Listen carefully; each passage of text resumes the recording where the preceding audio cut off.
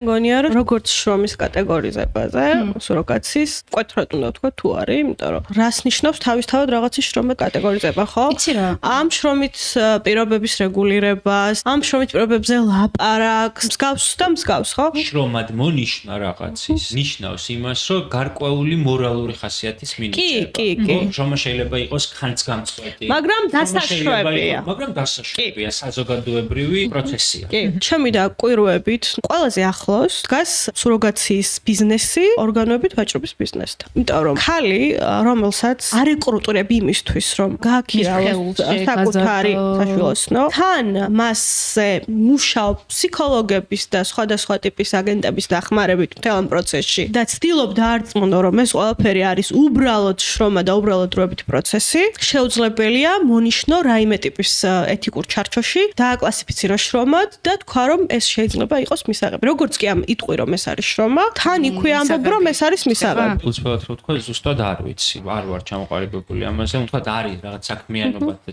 სფეროები, რომელსაც არ მივიჩნევ შრომის კატეგორიად. ჩემი ეგეთი კატეგორიული მთლად არ არის. როგორც შრომის ნაწილს, ამასაც რაღაცა თავისი დრამატურგია აქვს. ერთადერთი რაღაცა არის, რაც ცოცხალ შრომის ნაყოფს გაძლევს. სხვა არაფერი. ის შენი შრომის ნაყოფი თავისთავად არცებითად მაინც არ გამოდის, იმიტომ რომ არ არის შენი. შეგვიძლია ვთქვათ, ეხლა ძალიან რო არ სუროგატიკელების მიერ არის ეს დანახული შრომად, იმიტომ რომ ემოციურად ეგ უფრო ადვილად გაძლებადია. ამ საკითხს. ამიტომაც არის არაეთიკური ვაჭრობის. სულობა რაღაცით შრომა არის. თავისთავად რაღაცით შრომა არის. ეს შრომით ბაზართან დაკავშირებულ შრომაზეა საუბარი. მაგრამ ამას რა არ დაგვავიწყდეს, რომ ორცულობა თავის თავში პოტენციურად გარდაცვალების რისკსაც მავს.